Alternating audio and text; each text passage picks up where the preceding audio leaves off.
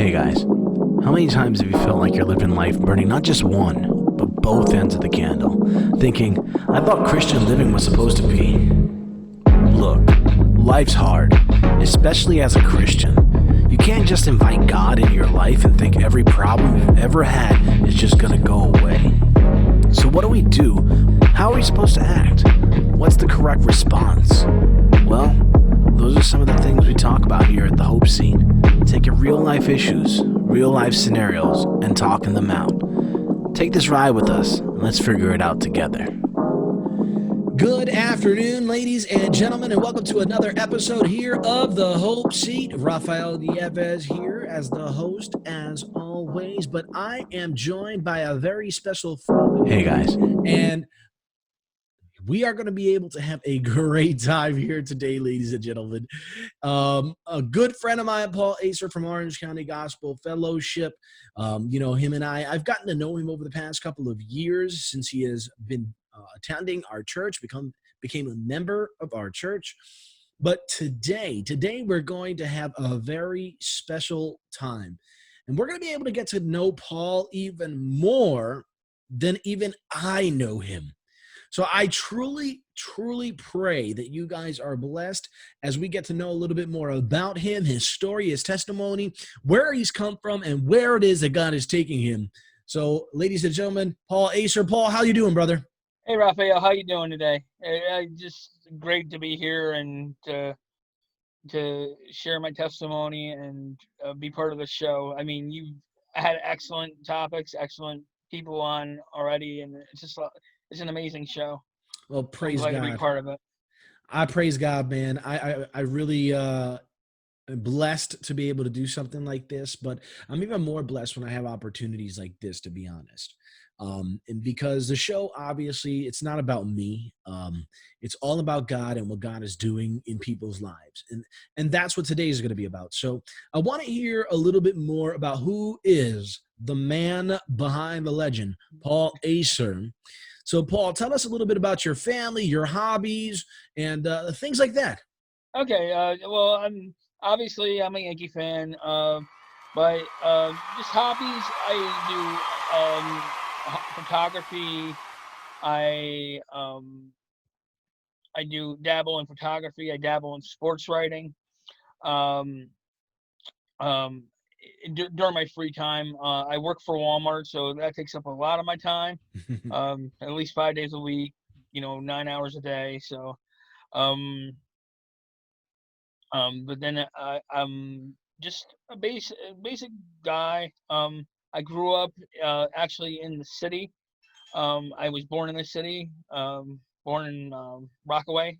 I lived in Mm, Howard Beach for a few years before my parents divorced, okay. and then I moved upstate. So you can say I'm a New York State kind of guy. Um, um, but basically, I grew up a church kid. I grew up Catholic, and then I went through high school and thing, and then everything that has happened to me has just been a blessing from God. Just different things, but basically, my wife Trish. She's been my wife for almost 10 years. It's gonna be 10 years this October. Woo. And we've been together 15. Awesome. Dating and stuff like that. So yeah, so that's something that God definitely blessed me with. And her family that lives upstate near Copic, New York. It's a little small town. Um, but I grew up in like Columbia County, very um, small small town Mhm. in Philmont, New York. So, but I grew up a church kid, and just went to high school. Dabbled in sports a little bit when I was in high school and college, and that's about it. And then I got into Walmart, and then the rest is history. Awesome, Um, awesome. You mhm. were talking about your sports blog. I want to get into that a little bit because I had the opportunity to be able to read the last column that you put out there, and it was a Mother's Day tribute. You spoke about your mother briefly here during your family, and I have to tell you, when I read that blog, it was definitely a tearjerker. I felt the emotion behind what you were writing, and I realized how your mother played an intricate role in your life. So I want to touch a little bit on the sports blog, but also that relationship that you had with your mother. Yeah, my mom was an amazing woman. She was just the backbone of what I've become as a person. Hmm. She was the one that introduced me to the church, even with her Catholic upbringing. But you see, the time that we had during that time was just during the 80s, I would say, like 85 on on up, because I actually moved there when I was 1980. I was a little kid, but going back and forth with me being split between upstate and the city, I Hmm. didn't have my, from the time I was 5 until the time I was about 10. I really, with the whole divorce proceedings and stuff like that with my mom and dad. Mm. She, but she kept me solid through it. She kept me having an open mind. She just kept me grounded, Mm. and it was just a wonderful, she just was a wonderful lady. She wanted to help with everything. She wanted to be part of everything, and it was a thing. But so fast forward to the sports blog I did for her, for the thing, and that was actually, a lot of it was what I said to about her during the eulogy that Hmm. I had for her service when she um, died because of breast cancer. Mm. And um, it was, just everything that I just want. I Because I didn't want to. I want, if I do something, I usually try to write down all my answers, so I'm well prepared to things. So when I did it, it was like thing, and they said, "Wow, that was so touching. You hit on every point that you know about your mom, and how thing." And people came from all over, and they say, "Oh, how great your mom was," and I was like, It's like, yeah," and I just like, I was so blessed to have her for let's see, she passed away in 2016, so 42 years of my life. Mm. Yeah, so Well, that's 49. awesome. Yeah, a mother plays such an important role in a young man's life. I feel like uh, mothers are the precedent that's set with regards to what we look for when we look for our spouse. Mhm. As men, we see who our mothers are, and we see the beginning workings of what we think a woman should look like. you know and from that gathering the information that I gathered from that column that you wrote, I really do have a sneaky suspicion that, if God would have allowed her to be here with us today, I think that she would have fit in just right with Orange County Gospel Fellowship. Oh, she would have uh to she would have been wanting to be a part of everything that every like literally everything that you guys do down here. I mean, uh, I told you this before, but like, I prayed for a church, and I think God yelled, she yelled in God's ear, and God just directed it, directed me to that, just led me to you guys, because she was always the one to encourage the youth in, Mm, everything that they did, and um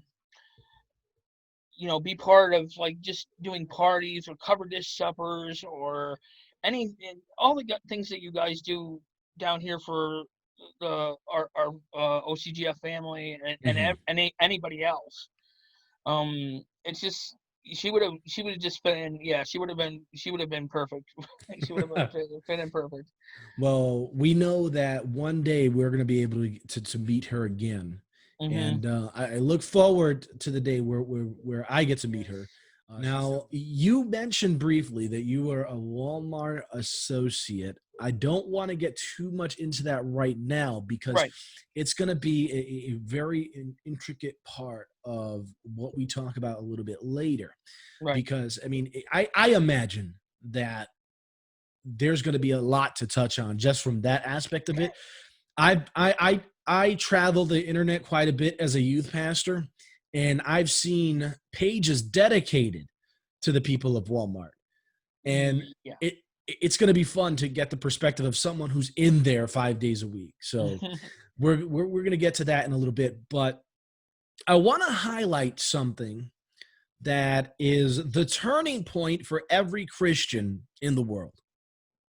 And that's the person's testimony of their salvation story.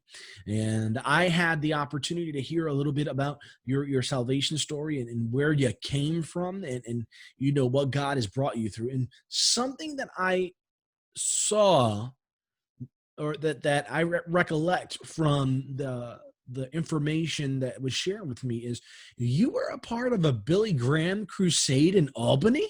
Yes, I was. My Tell us mom, about that. my mom. Well, like I said, the Catholic Church back in the early '80s was very, very evangelical, very, very Christian based. You know, um, thing. They had like Bible studies. I was actually, my mom and I were a part of a Bible study at our church. Mm-hmm.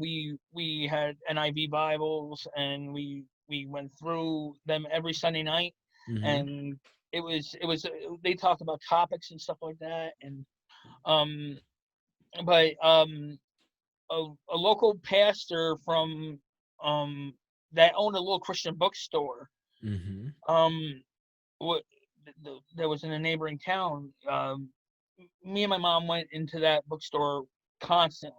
I mean, Okay. we were buying different things for the church, the kids, or whatever, different, things.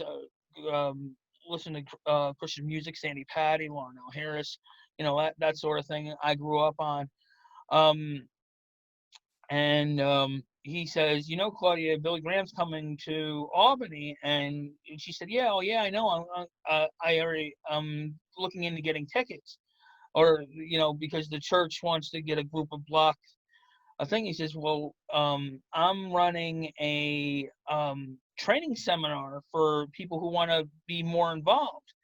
And I say, and she said, yeah, I'll come. And he says, you can even bring Paul, because they need people for youth, for the youth that come to the events. They want more youth things. So at like, I would say, so that was 1990. I did that. So it was about 15. Mm. And I went through and even got more scriptures through Romans Road, and Nice.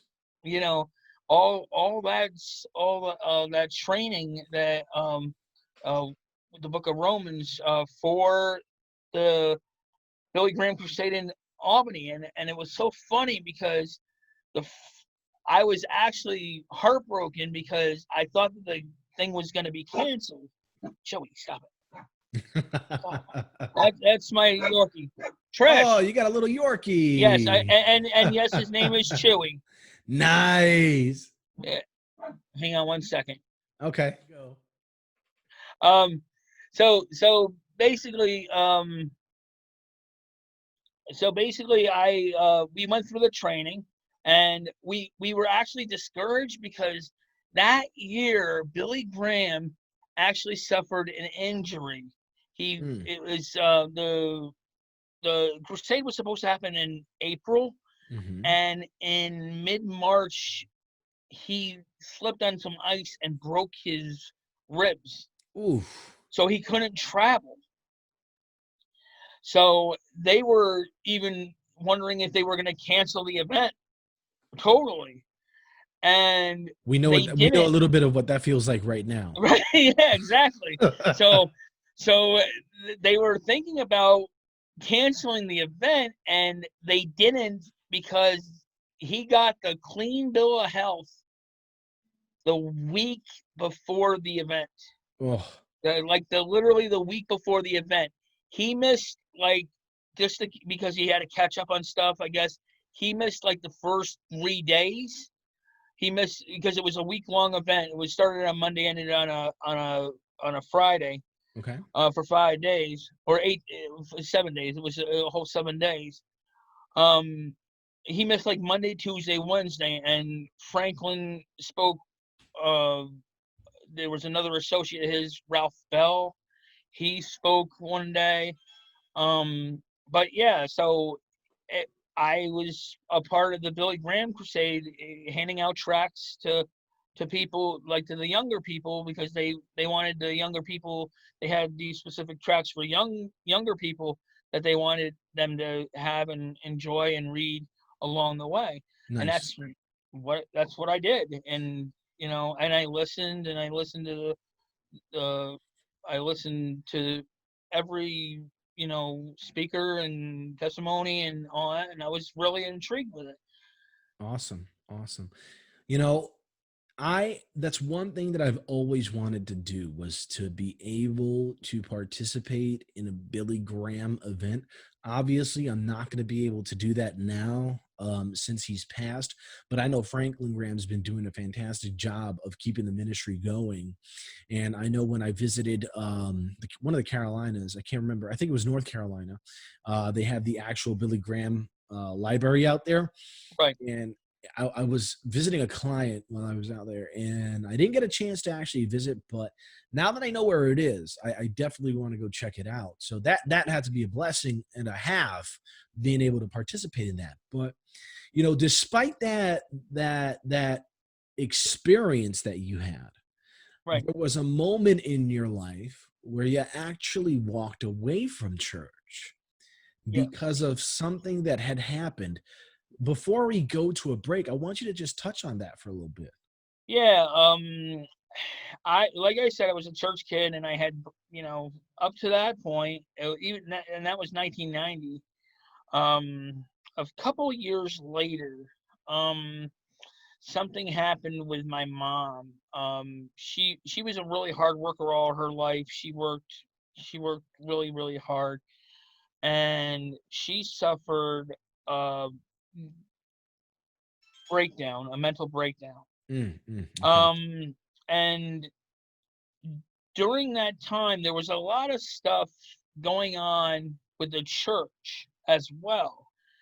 There was a lot of different changes. We had changed priests twice since that time, and the they were restructuring Hmm. the church, the church thing. So they were going more away from the um Evangelical side or the something? evangelical stuff, evangelical stuff, and they were going towards like just the business and of just like Mm. thing.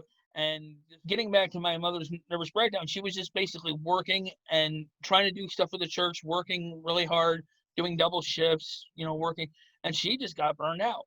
Mm. So she ended up having a nervous breakdown. Well, she went on medication for a while, Okay.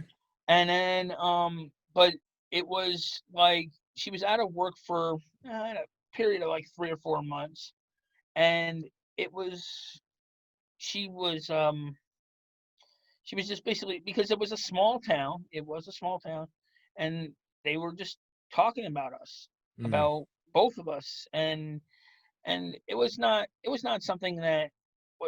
Then I look back on it now, and I still have people. Some people don't even.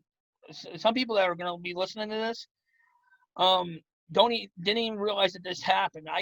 We kept it really hush hush. Mm. Okay. Okay. We kept it between us. But I basically, and I can tell you roughly what year it was. It was 98 that Okay. all this happened, because I had just started working for Walmart in 97, and um and 98, 99 was that year that that all this stuff was happening. I was working and stuff like that. So I just basically I used the excuse. Listen, I have to work. I can't come to church. Uh, I I can't. I just can't come. And I just walked away. But it was more of a personal reason because of all the stuff that had happened with my mom. Mm. But and then they started. A few people started starting rumors because I had a little bit of money because technically I was still receiving child support even at that point Okay. because I was not 21 as of yet. Okay. All right. So I was still receiving cash. And they said, well, how is he paying for things and stuff like that? Well, because I was using my child support money to help my mom pay bills Mm-hmm. and stuff like that. So it was just like the whole thing. And they say, then it was like, well, if he has all this money, he must be doing something to get that money. Mm. And then they were just insinuating and stuff like that, and it just led to just a bad time. So I just walked away. I actually walked away, and that was closer to 2000. Yeah, closer to 2000. That I just walked away, and I just didn't do anything.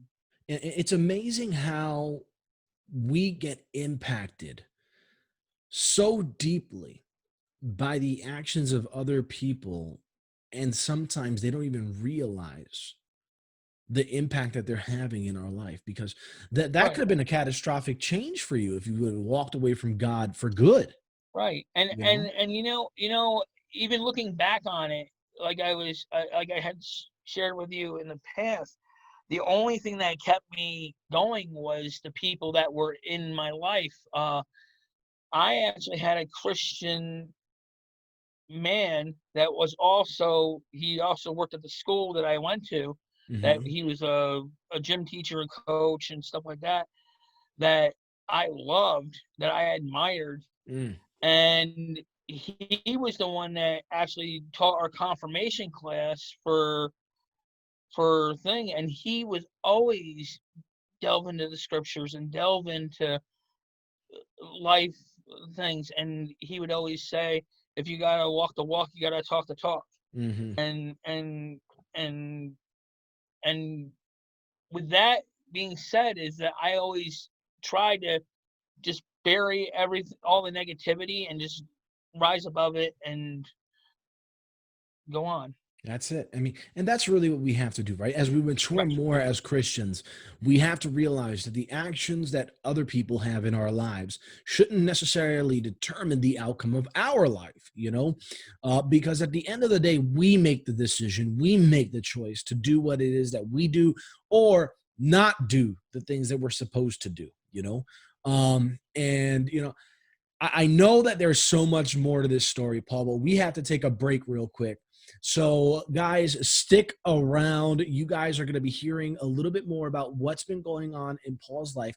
And we're going to be talking about not one, but two car accidents that you went through and the impact that had in your life. So, we'll be right back. Hey, guys, the Hope Seat wants to hear from you. We want to know what kind of things you are looking for hope in. What things are you going through in life? What would you like to talk about? Email us today at thehopeseat@gmail.com or reach out to us on Facebook, Instagram, or Twitter at The Hope Seat, and we'll try to respond as soon as possible. We're looking forward to hearing from you soon. Take care. Now, back to the show. All right, guys, so we are here with Paul Acer, and we have heard a mighty part of his testimony so far, but believe it or not, it gets better. All right. Before the break, we were talking about the fact that you had two different car accidents that took place in your life, two major instances that were life altering. So let's go ahead and let's talk about that first car accident. What was going on? Where were you coming from? Where were you going? And what was the outcome? Okay, where I was coming from, I was actually coming from training because I had gotten a promotion with Wal-Mart to become an assistant manager, but the only thing was that Walmart at that time was they didn't have that many training facilities for their managers. They only had certain ones. So my training facility was in Norwich, New York, which is out near Binghamton. Mm. And I traveled, and I was out there for a good, I don't know, 3-4 months for training. 3-4 Okay. months at this one store for training. I would come home on weekends, stuff like that. So when I had the first car accident, they let us go because the hotel that we were staying at couldn't hold us because it was the first weekend of hunting season. And they had a lot of rooms booked for the hunters that were in the area because it's Cortland, or Cortland's around that area. It's a lot of, you know, populated deer areas. Mm. So I said, okay. And they said, so what we're going to do is you're going to work part of a day and then you're going to go home. And you're going to work like 10 to 7. And I was like, all right, no problem. And I said, 10 to 7 is not that bad. I get home. I'll be home in 3 hours. I'll be home by 10 o'clock. It'll be fine. Because going from here from my house even upstate to Binghamton is at least a 2-hour drive normally, Mm-hmm. 2.5 hour drive. Well, it's good for So people to hear that, New York State doesn't consist of only New York City. That no, we, it doesn't. yeah, I we have have. been in most of the state except for the Niagara Falls, Buffalo region. That's the Okay. only part of the states I'm not really familiar with. Every other part of the state, Central New York, I went out to college out there, but upstate New York, of course, because I travel up there for summer times and stuff like that for Mm-hmm. vacations, and then of course the city because I grew up there. I had my family there as well, so yeah, I'm familiar with a lot of New York State. Yeah, Um, yeah.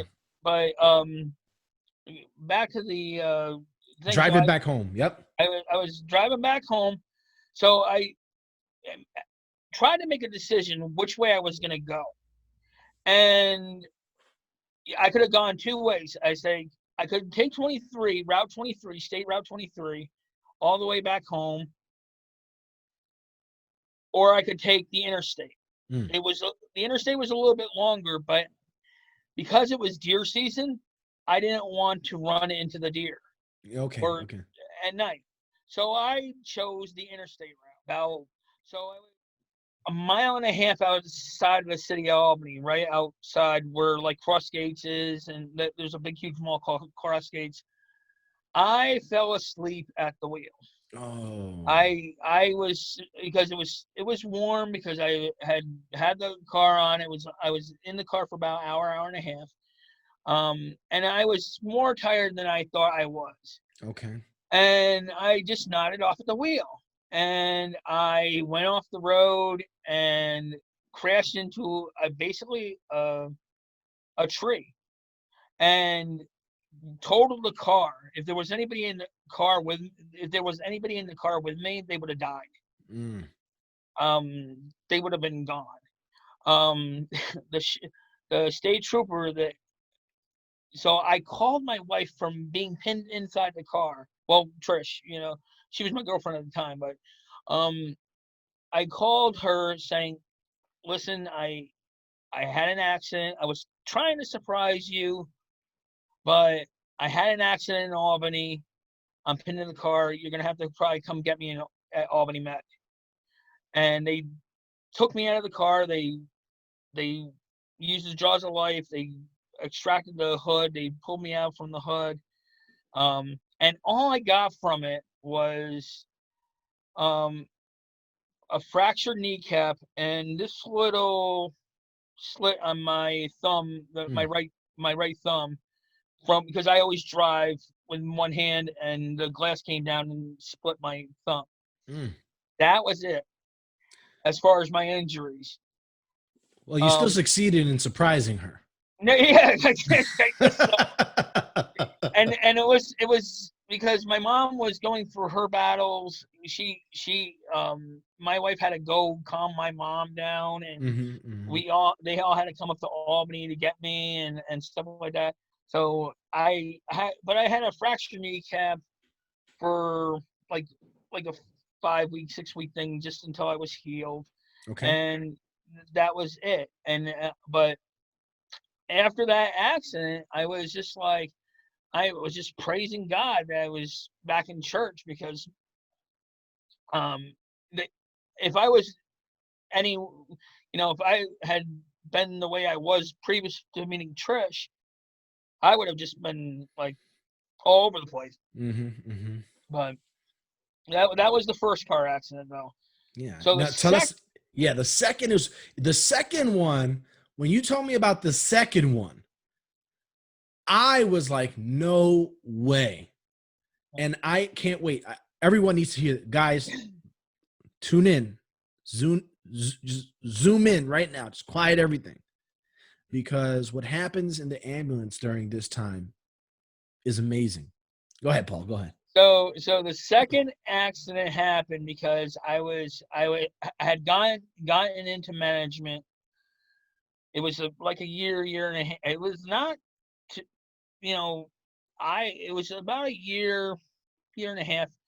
I had gotten promoted. I was a manager, and my mom had to move. It was actually, it was this weekend. It was like the end of May, because my mom had to move, and she was moving into assisted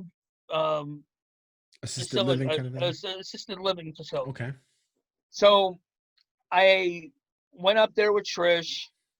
I said, listen, I got to work 8 to 5. I will be up there as soon as I can. I was working in Monticello, so I got work 8 to 5. I had the next 2 days off, 2 to 3 days off, working Monticello. Lived in Ellenville at the time.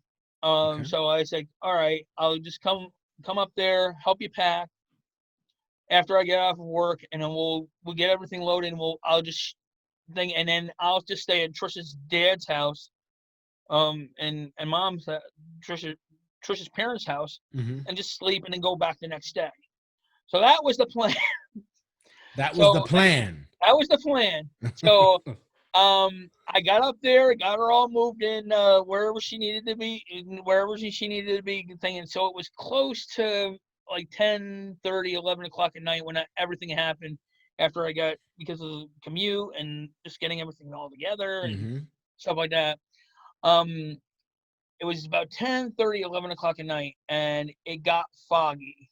Now, upstate New York, a lot of people know, gets fog, especially if it's like humidity or rain, anything. Lots of moisture. Lots of moisture. So it was very, very foggy. So there was this route that led from where my mom was living to it was like a quick direct route, and I had been on that road many times, many times. County route that went through Hudson and all the little towns, and it was a country road that had a lot of twists and turns on it. So I got on the road, and it was foggy. I was going slow, and I'm looking around for the road that I need to turn off to go to Trish's dad's parents' house. And I'm looking around for this road, and nothing's there. Yep. So all of a sudden, and Trish is in the car with me. Mind you, Trish is in the car with me, and she says, we can't see. We gotta stop. I said, I know this road's around here somewhere. I've been on this road forever. And I said, I shouldn't be on this road for this long. So as soon as I said that, I saw a little sign coming out of the fog saying Parkway, which is the Con State Parkway, this way. So, and pointing in the direction. And I say, oh no, I'm not even past a pivotal part of the road. Now, mind you, that it was a country route, and the the road was basically shaped like a U. Oh. So basically, the road went around there and it straightened out and went that way. So as soon as I said that, I said, "Oh no, I'm not past the bad corner yet." As soon as I said that, I was in the middle of the bad corner, and there was a guardrail that was near there that was really low to the ground. So basically, my car went up the middle of that guardrail, teetered on the guardrail, and then flipped over on its back. Kind So of I was one of basically, those. me and Trish were basically virtually hanging upside down. Wow. Nothing major, and I mean, no bones broken, no, just a really, really huge scare. Nothing. The car was again totaled because the damage underneath it. I would imagine being upside down didn't help the car any. But and me trying to get out of the car and get her out of the car safely and stuff like that. So when I released my belt, I actually braced my hands, but I still banged my head a little bit. So when we called 911 and we got everything going on, that the ambulance came and they put me in a collar. They said, "Are you okay? You still need a collar. You need to go to the hospital. Just checked out." I said, "I'm fine. My wife's fine. I just wanted to go home." He said, "No, you gotta go to the hospital." I said, "All right." So we hop in the ambulance. They check me out. They check my vitals and stuff like that. Then a young man was there, and he came in like after the guys came in and did my vitals. He hopped in and he says, "Can I pray for you?" And I said, "Yeah, sure, I guess." I say, and he just took my hand and he said a very quick prayer, and then left. And I thought it was just very touching that some stranger would just come into the ambulance. And mind you, it was like midnight, 1 o'clock in the morning at this point, coming into the thing. So that was Saturday into Sunday. So my in-laws came to the hospital, got me, took me to their house. I slept over. We went to church this next Sunday. And Before you get into the church, so this guy gets into the ambulance. There's no one in the ambulance. There's a lot of volunteer ambulance people up that way that do a lot of EMT stuff and first responding stuff. They're all amazing. A lot of them are my friends. I had never met this gentleman before in my life. Never seen him. and but I wasn't familiar with the people in that town at that point in junction, because I had moved out of the county for I don't know, about like 7 years. I guess I was away from the county because I was living in Ellenville, and I had moved to Norwich and stuff like that, and doing all this stuff with Wal-Mart. I had been out of the county for a few years, so I didn't really know that many people up there anymore. So but it was a young guy in his 20s, and he just said, "Can I pray for you?" So he just hopped in the thing and he said his prayer, and he boom, said, just gone. And gone. And so I thought it was kind of amazing. So we went back to our house. I slept. We went to church the next day, and our pastor had, was talking about the salvation message. He always brings it up. And I just sat there quietly and just accepted him. I said, "You saved me once from one horrific car accident. This one wasn't as bad, but you protected both me and Trish." It's just like, you are just such an amazing God that, I definitely dedicate my life to you. That was like the day. That was the day that you said, "You know what? I'm going all in." God has really been looking out for me all of this. How impactful do you think that guy jumping into the back of the ambulance was in you making that decision? I think the guy himself was more impactful, even though he was just a stranger, because because who does that? Like in the middle of Yeah. in the middle of like in the middle of like he must have been part of the EMT crew. He had to be, or like a volunteer, like firefighter, or because there's a lot of those guys up there that always respond to calls. I mean, they go out all hours of the night. They're really Hmm. dedicated first responders, and they're just volunteers. They're kids. They're like junior firefighters. Or Hmm. all sorts of things. So I'm sure he was part of the scene that was there, but just to do that for somebody that he didn't even know, just Hmm. to pray with them was just amazing.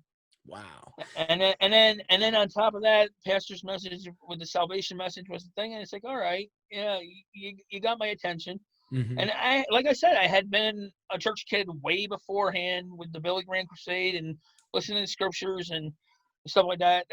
That's one of the things that Trish was like.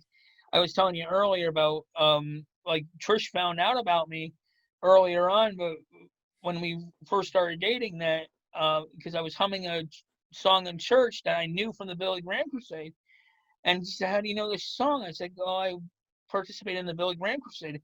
And she looked like that guy from the Undertaker when the Undertaker lost his Just the. streak. Yeah, exactly.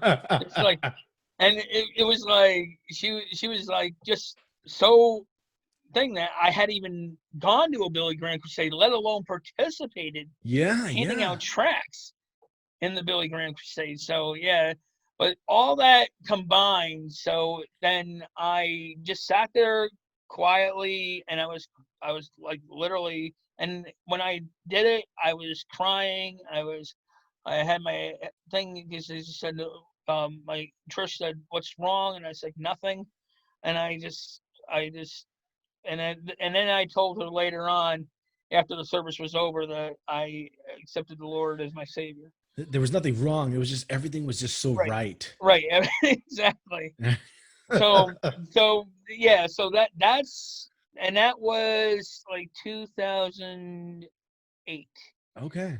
That was May, like 2008, 2007, 2008. Yeah. Because it was end of May, beginning of June, because it was like June 1st, Uh-huh. and Memorial Day, and it was Memorial Day weekend and stuff like that when the accident happened. Oh, So so yeah, this is almost an anniversary to your almost your your almost an born again, anniversary, right? right? Your born again experience.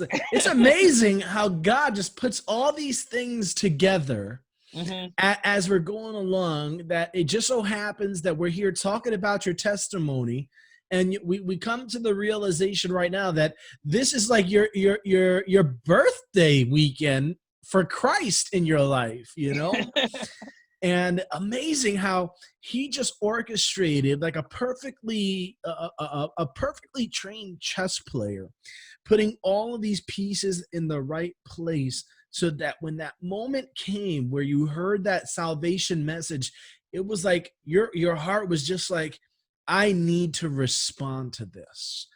and Absolutely. and here we are. And how ironic. I mean, I don't believe in irony when it comes to God, but how ironic, Memorial Day weekend, when we remember those who gave their all for our freedoms here in this country, that you give your life to Christ, the one who gave his life for all, not Yes. just in this country, but for the world, right?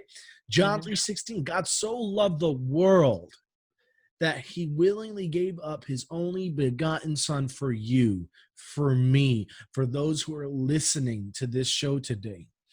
And it's amazing. And I think that this is the other side of the coin, because Right. remember, you walked away from church for a while because of the actions of other people, right?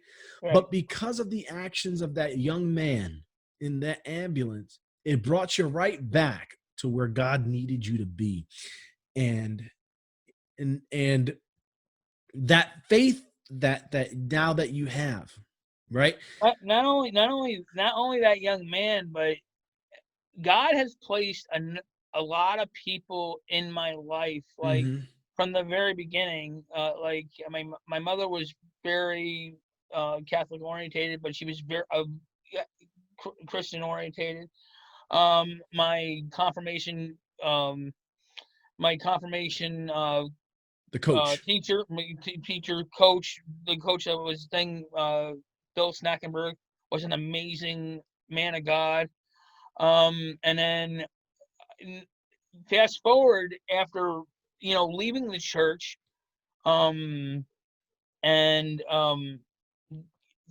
I left the church around like 99, 2000. Didn't go back until 2005 until I started dating Trish, because Trish was heavily involved in her church.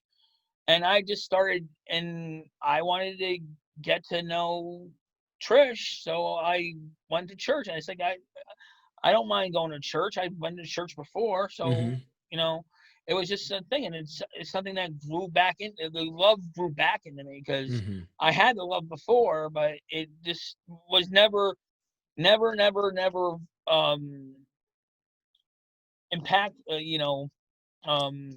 Flourished. It never flourished, never matured fully. Right. And then it flourished, and then like I said, like 2008, 3 years later. So yeah, 2008. 3 years awesome. later, it was a thing. But even after that, there was a lot of stuff that happened. People always say that once you get saved, you think everybody thinks that your life gets better, and mine took a little turn. Yeah, no, it makes sense, and I think that is really the core of what people need to understand when they give their life to Christ.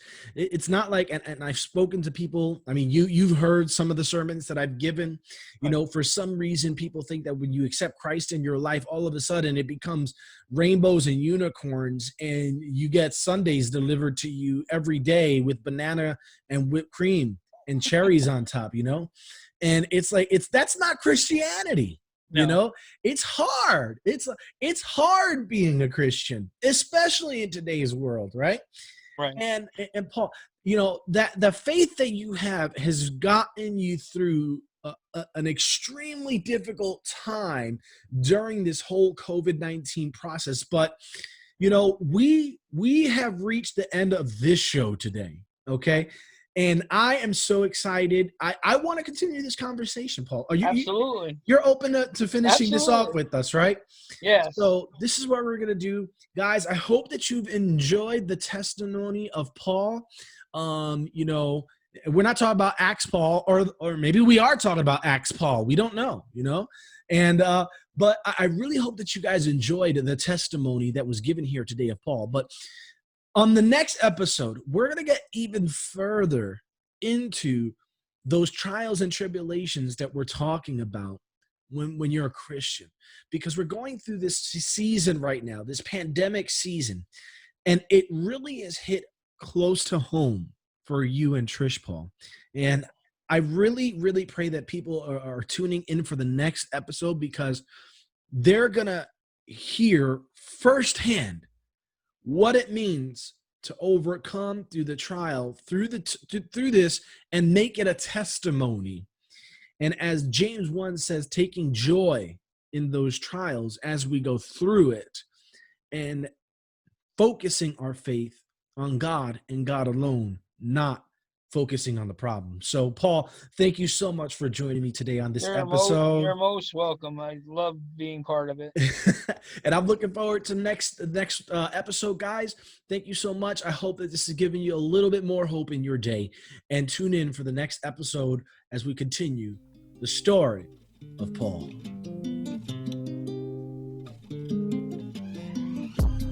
Thank you so much for listening today to The Hope Seat. We pray that you are blessed and today's message brought just a little more hope into your life. Don't forget to subscribe to be notified every time a new episode is posted by clicking the subscribe button today. If you'd like to contact us here on The Hope Seat, feel free to email us at thehopeseat@gmail.com. If you would like to become a supporter of the show, simply click Support the Show on our Buzzsprout page, or visit us at ocgf.org and choose Hope Seat after clicking the Giving Made Easy banner on the right. Thanks again, and I can't wait to have a seat with you next time.